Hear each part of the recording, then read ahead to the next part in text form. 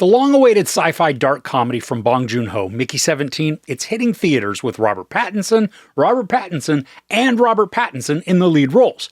Are you going to want to catch this at the cinema?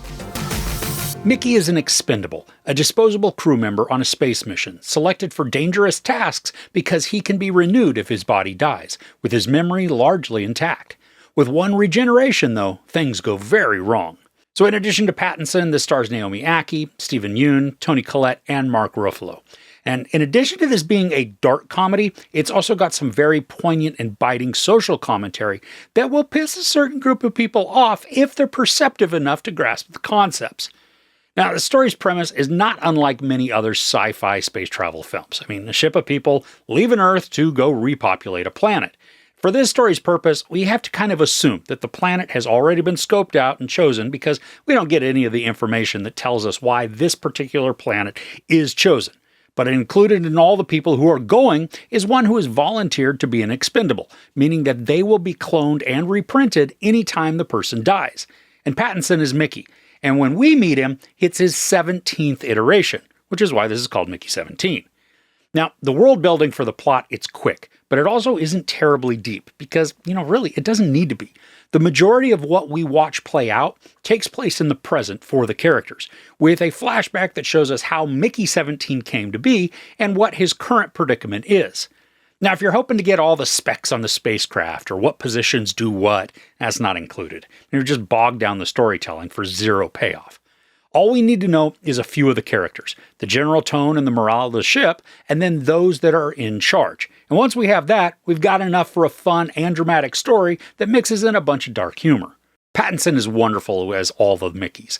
I love that since they are each clones, they're almost an exact replica. But in the reproduction process, sometimes small bits are just minorly changed. So a personality from one to the next might be a little different. Or maybe one Mickey bit dumber than the previous one. Pattinson could play each of the ones that we see exactly the same, using the same voice, inflections, mannerisms. Instead, though, he creates unique quirks and then differences for all of them. This becomes most noticeable when Mickey 17 doesn't end up how everybody thought he had. 17 comes across as a bit dim, but not stupid. Maybe he's just more tired and weary, because each clone remembers their death and then all of the previous deaths, so it does certainly weigh on him some. 17, though, has a good heart. He's caring, soft-spoken, just this mild guy who doesn't stand up for himself the way that he really should. But another Mickey we watch is much darker. And this one has a completely different body posture, has this grimace of sorts on his face, and speaks in a more gravelly tone. He's a bit like Pattinson's Batman, but not all that throaty or dark. And it really becomes important that Pattinson has these noticeable differences in his personas because there comes a point where we need to tell which is which, who is who. Naomi Ackie is a central character in this, playing Mickey's love interest. And the pair have some good chemistry, but what I think makes Ackie stand out in this movie is that she gets a moment towards the climax where she gets to deliver a powerful and rageful monologue that just screams of relevance for today. Her passion, it made the audience that I saw this with clap and cheer.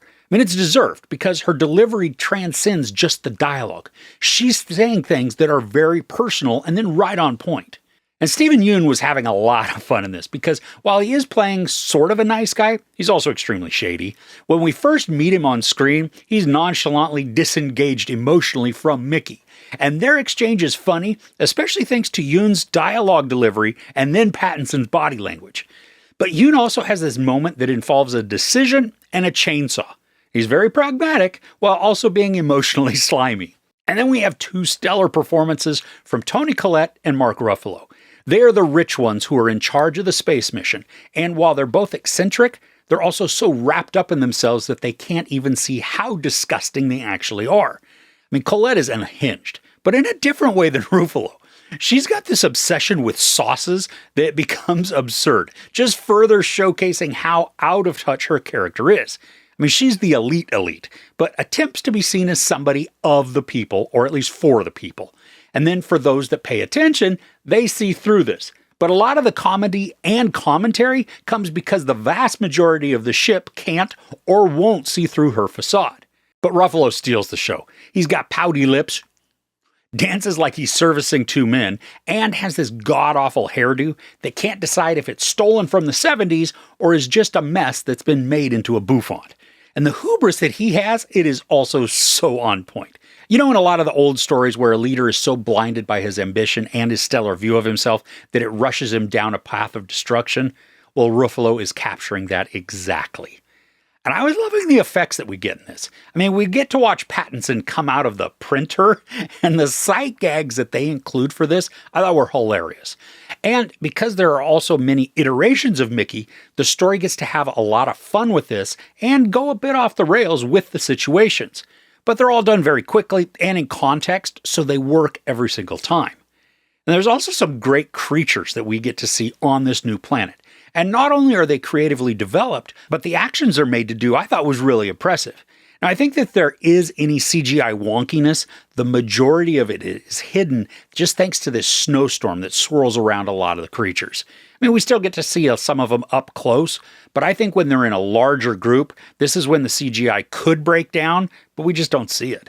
Now, I love that the movie tackles ideas like colonialism, authoritarianism, religion influencing and perverting political power, and also how life is or isn't valued. And each of these are expertly interwoven, and then outside of a bit of pointed dialogue, all of these aren't preached at us, but instead they're just naturally included in the situations and the conversations.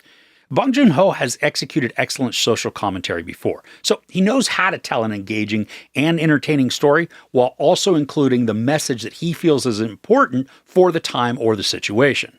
Now, this isn't a short movie. It's 2 hours and, wait for it, 17 minutes. Get it?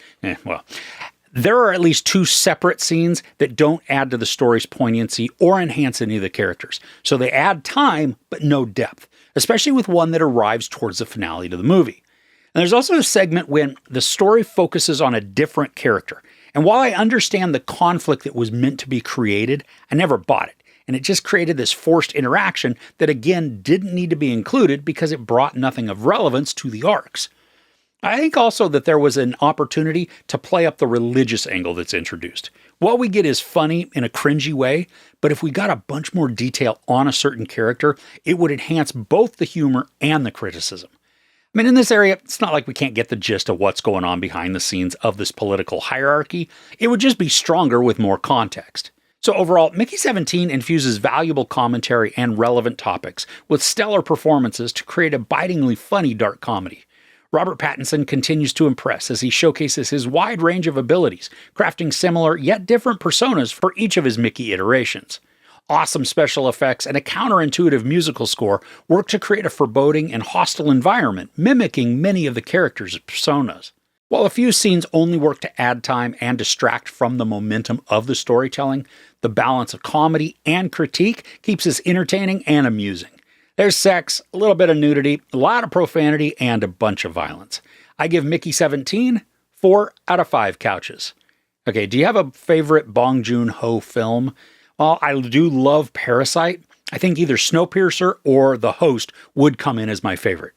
I'd love to hear yours, though, in the comments below. If you enjoyed this review, please give it a like. Also, don't forget to share and subscribe. I'm Chris. This is Movies and Munchies. Thanks for couching with me.